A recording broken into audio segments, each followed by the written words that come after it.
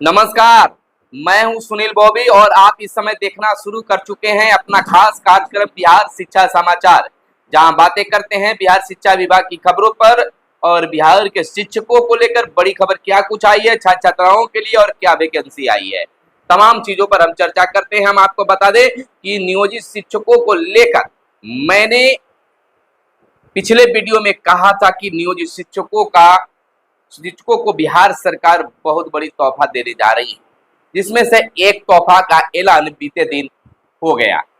अब आपको विश्वास करनी चाहिए हमारी खबरों पर। बता दें कि 26, 27 और 28 जून को सक्षमता पार्ट 2 यानी 2.0 की परीक्षा की तिथि तय हो गई है। वहीं 29 जून को प्रधान शिक्षक की परीक्षा होगी और अब HR में बढ़ोतरी की गई है। नियोजित शिक्षकों को, तमाम शिक्षकों को यह लाभ दिया जा रहा है। यह बड़ी लाभ शिक्षकों के लिए होगा, लेकिन इससे भी बड़ी एक और लाभ शिक्षकों को मिलने जा रहा है। बहुत जल्द सरकार इसको लेकर ऐलान करने वाली है। खबरों का सिलसिला शुरू करने से पहले आग्रह है कि भले ही वर्तमान में हमारी खबरों पर आपका विश्वास न जमे, लेकिन मैं जो खबरें देता हूं वह सही और सटीक खबर देता हूं। विश्वास करनी चाहिए। इस विश्वास के आधार पर हम कह सकते हैं कि अगर आप अब तक हमारे चैनल को आपने सब्सक्राइब नहीं किया होगा तो चैनल को सब्सक्राइब कर लीजिएगा और वीडियो पसंद आए तो लाइक जरूर कीजिएगा, क्योंकि आपका लाइक करना ही हमारा मेहनत का फल होता है। बाकी आपके मन में क्या कुछ है कमेंट करके बताइएगा। बता दें हम आपको कि फर्जी तरीके से क्रीमी लेयर का लाभ लेने वाला शिक्षक बर्खास्त। फर्जी तरीके से क्रीमी लेयर का लाभ लेने वाले शिक्षक को नौकरी से बर्खास्त करने का जिला शिक्षा पदाधिकारी बक्सर के अनिल कुमार द्विवेदी ने आदेश जारी किया है। मिली जानकारी के अनुसार ब्रजेश कुमार उपाध्याय व संचल कुमार ने जिला लोक शिकायत निवारण पदाधिकारी के यहाँ परिवाद दाखिल किया था, जिसमें इस बात का जिक्र था कि राजपुर प्रखंड के स्थानीय पंचायत में नियोजित पंचायत शिक्षक के तौर पर विजय लाल यादव कार्यरत है। उन्होंने नियोजन के दौरान पंचायत शिक्षक नियोजन इकाई को दिखाया कि वह मूल रूप से कैमूर जिले के चंदा थाना अंतर्गत चौरा गांव के निवासी हैं। तो इस प्रकार से उनके द्वारा जो किया गया, इस पर जांच हुई। वहीं शौचालयों की साफ सफाई में घालमेल निरीक्षण में हाउस कीपिंग कर्मियों की उपस्थिति नहीं मिल रही है। सुकौज का जवाब 24 घंटे के अंदर कार्यालय को उपलब्ध कराए जाएंगे। यह खबर बक्सर से निकलकर सामने आई है। तो वहीं बिहार शरीफ से एक खबर आई है कि बेंच डेस्क की होगी अब जांच। यह पूरे बिहार में चल रहा है। खराब आपूर्ति करने वालों पर कार्रवाई हो रही है और कार्रवाई होगी भी। स्कूलों में खराब गुणवत्ता के 700 बेंच डेस्क बदले गए, DEO ने बिहार शरीफ के कहा है। वहीं BRP और BEO कर चुके हैं जांच। जिला प्रशासन जांच पर रखेगी पैनी नजर और बिहार शरीफ में 700 से अधिक खराब गुणवत्ता की बेंच कराई जा चुकी है बदली। जिले में 49,000 बेंच डेस्क की हुई है आपूर्ति। वंचित स्कूलों को करना होगा फिलहाल इंतजार। तो यह इस तरह का मामला विभिन्न जिलों से भी निकलकर सामने आई है। वहीं 2 वर्षीय B.Ed और शिक्षा शास्त्री की परीक्षा होगी 25 जून को। बिहार के 11 जिलों में होगी प्रवेश परीक्षा की सूचिता बनाए रखने की अपील की गई है। ललित नारायण मिथिला विश्वविद्यालय के कुलपति ने निर्देश कहा है। वहीं 2 वर्षीय B.Ed और शिक्षा शास्त्री में नामांकन के लिए आगामी 25 जून को संयुक्त प्रवेश परीक्षा CET B.Ed 2024 का आयोजन किया जाएगा। इसकी तैयारी के क्रम में शुक्रवार को लना मिंक विश्वविद्यालय के कुलपति प्रोफेसर ललित नारायण मिथिला विश्वविद्यालय के कुलपति प्रोफेसर संजय कुमार चौधरी ने परीक्षा निर्देशिका का विमोचन शुक्रवार को अपने आवासीय कार्यालय में किया। तो यह बहुत बड़ी बात है। तो वहीं हम आपको बता दें कि पहले टैब मिले तब हाजिरी की व्यवस्था लागू।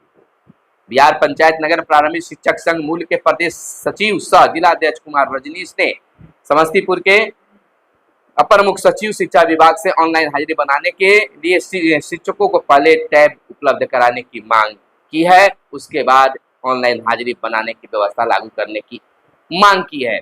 वहीं राज्य कर्मी बनने को नियोजित शिक्षकों की दूसरी सक्षमता परीक्षा 26 से शुरू होगी।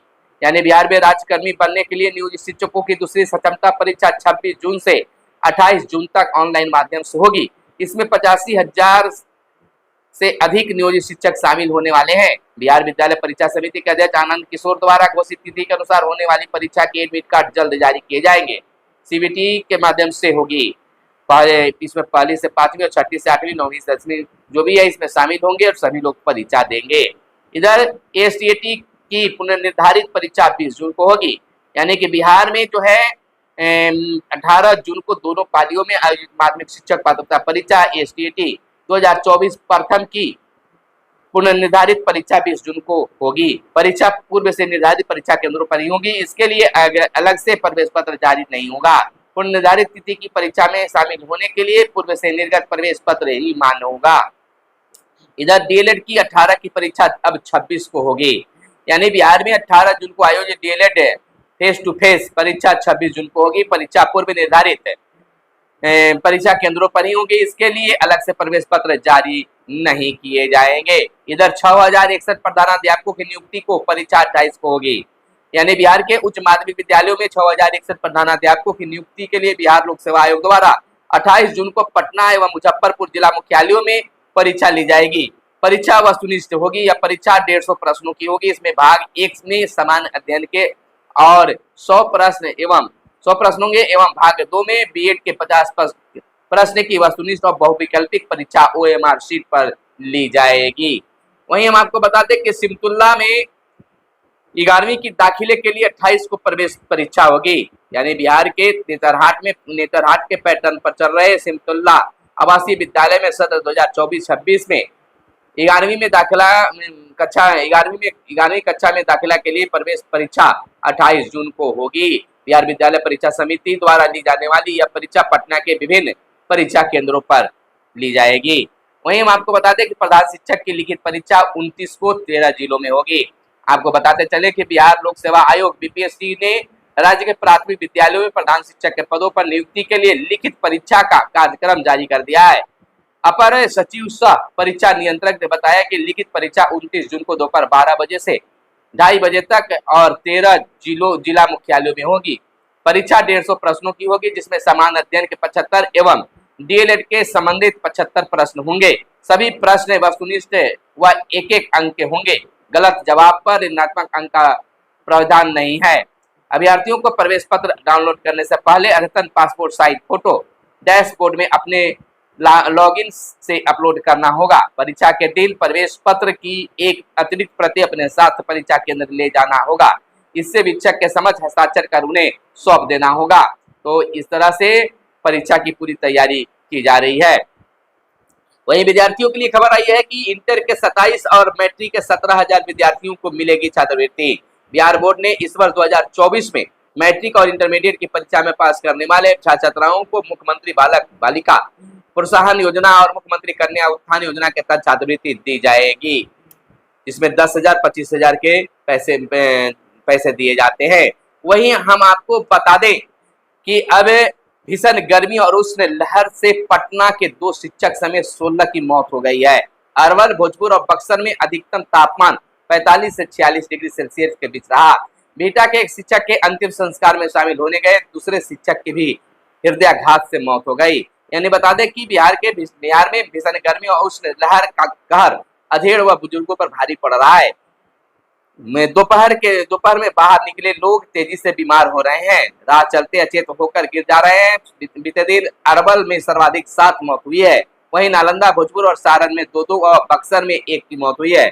पटना के बिहटा में एक शिक्षक की हृदयाघात में मौत के बाद अंतिम संस्कार में शामिल होने गए दूसरे शिक्षक के भी हृदयाघात में मौत हो गई। स्वजन के अनुसार दोनों के निधन का कारण अत्यधिक गर्मी था। भोजपुर, बक्सर व अरवल जिले में शुक्रवार को अधिकतम तापमान 45 से 46 डिग्री सेल्सियस के बीच दर्ज किया गया। तो इस तरह से बचकर सभी लोगों को रहना है।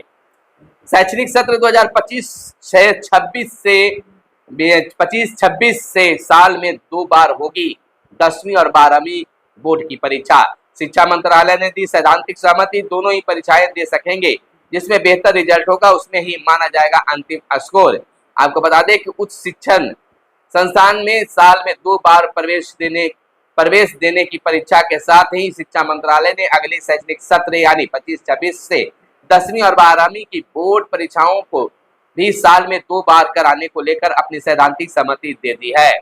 केंद्रीय शिक्षा मंत्री धर्मेंद्र प्रधान ने शुक्रवार को बोर्ड परीक्षाओं को साल में 2 बार कराने की फिर से जानकारी दी है। वहीं पटना में राज्य कर्मियों को 20% आवास भत्ता मिलेगा। बड़ी खुशखबरी मिली है शिक्षक समाज के लिए और बिहार के कर्मचारियों के लिए, यानी कि आवास भत्ता में बढ़ोतरी की गई है। राज्य के बाकी शहरों में 10 और 7.5% आवास भत्ता मंजूर किया गया है। इसको कई श्रेणी में बांटा गया है, एक श्रेणी, वाई श्रेणी, जेड श्रेणी, अंगीकृत शहर और ग्रामीण क्षेत्र में बांटा गया है।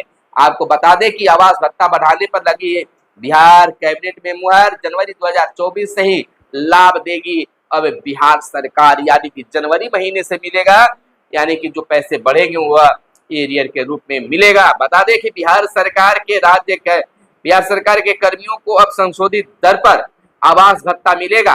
बढ़ोतरी के बाद पटना में अब 20% आवास भत्ता दिया जाएगा। आचार संहिता खत्म होने के बाद शुक्रवार को मुख्यमंत्री नीतीश कुमार की अध्यक्षता में हुई कैबिनेट की पहली बैठक में आवास भत्ते में बढ़ोतरी के प्रस्ताव को मंजूरी दे दी गई है।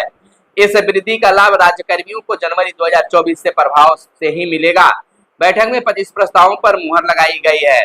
आपको बता दें कि बैठक के बाद कैबिनेट के अपर मुख्य सचिव डॉक्टर ए सिद्धार्थ ने बताया कि एक श्रेणी के शहर दिल्ली और मुंबई में पदस्थापित राज्य कर्मियों को अब मूल वेतन के 30% की दर से मकान किराया भत्ता मिलेगा।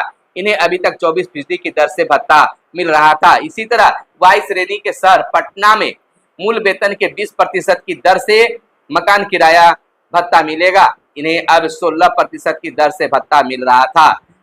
इसी प्रकार आपको बताते चले कि इसी प्रकार अन्य लोगों को भी बढ़ोतरी की गई है। इसी प्रकार चौथे जेड श्रेणी के शहरों जैसे अररिया, आरा, औरंगाबाद, बगहा, बेगूसराय, बेतिया, भागलपुर, बिहारशरीफ, बक्सर, छपरा, दरभंगा, डेहरी, गया, गोपालगंज, हाजीपुर, जमालपुर, जमुई, जहानाबाद, किशनगंज, लखीसराय, मधुबनी, मोकामा, मोतिहारी, मुंगेर, मुजफ्फरपुर, नवादा, पूर्णिया, सहरसा, समस्तीपुर, सासाराम, सीतामढ़ी, सिवान, सुपौल और कटिहार में मूल वेतन का 10% आवास भत्ता मिलेगा।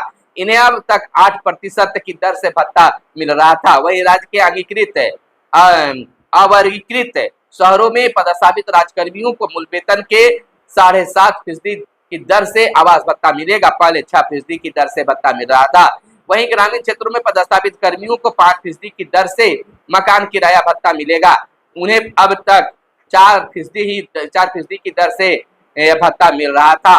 तो वहीं हम आपको बताते चले कि इस प्रकार से बढ़ोतरी की गई है। बिहार में राजस्व दस्तावेज अब ऑनलाइन भी मिलेंगे, यह जानकारी आपको लेनी चाहिए। वहीं डीएलएड प्रवेश परीक्षा का रिजल्ट जारी, 75% इसमें सफल हुए हैं। तो यह थी आज की खास प्रमुख खबरें। इसके साथ ही हम आपको बता दें कि शिक्षक नियुक्ति में डोमिसाइल नीति लागू करने की मांग की गई है बीपीएससी तीसरे चरण को लेकर। अगली खबर निकल कर सामने आई है कि बिहार में न्याय मित्र कचहरी सचिव के 3630 पदों पर 2 महीने में बहाली होनी है। आपको बता दें कि अररिया, अरवल, औरंगाबाद, बांका सभी जिलों में अलग अलग पद निर्धारित किए गए हैं सचिव के, और इसमें बहाली होंगे। खाली पद बताया गया, कितना खाली पद है इसको लेकर तमाम चीजें चल रही है। ट्रेनिंग नहीं करने वालों को नहीं मिलेगा बढ़ा हुआ वेतन, साफ शब्दों में शिक्षा विभाग ने कह दिया है। शिक्षा विभाग के एक नए फरमान ने बीपीएससी से पहले चरण में शिक्षक बने शिक्षक शिक्षिकाओं की नींद उड़ा दी है। दरअसल बीपीएससी से पहले चरण में शिक्षक बने गुरुजी की टेंशन शिक्षा विभाग के नए प्रमुख सचिव एस सिद्धार्थ के उस फरमान से है, जिसमें उन्होंने कहा है कि जो शिक्षक 15 दिवसीय आवासीय प्रशिक्षण प्राप्त नहीं किए हैं वह 30 जून तक अपना प्रशिक्षण अवश्य ले लें, नहीं तो उनके इंक्रीमेंट पर रोक लगा दी जाएगी। डायट में प्रशिक्षण नहीं बल्कि ओरिएंटेशन कार्यक्रम होगी। तो यह बहुत बड़ी आदेश है बीपीएससी शिक्षकों के लिए। जीविका दीदी एमडीए में गड़बड़ी पर करेगी अब विभाग को रिपोर्ट। अब यह नया फरमान जारी किया गया शिक्षा विभाग को लेकर। शिक्षा विभाग और जीविका के अधिकारी कार्रवाई में जुटे। 14,417 टोल फ्री नंबर पर शिकायत होगी अब दर्ज। इधर सरकारी काम से बाहर गए शिक्षक बना सकेंगे हाजिरी। सरकारी कार्य से बाहर रहने वाले शिक्षकों और प्रधानाध्यापकों को भी अब अटेंडेंस बनाने की सुविधा इस शिक्षा कोष ऐप पर मिलेगी। यह बहुत बड़ी राहत भरी खबर है शिक्षकों के लिए कि शिक्षा विभाग के कार्य से अगर आप बाहर जाते हैं तो इस शिक्षा कोष पर आप अटेंडेंस बना सकते हैं। तो यह थी आज की खास प्रमुख खबरें जो आपके लिए काम की खबरें हो सकती है। तो फिर मिलते हैं अगले वीडियो में, तब तक के लिए दीजिए इजाजत। जय हिंद, जय भारत, वंदे मातरम।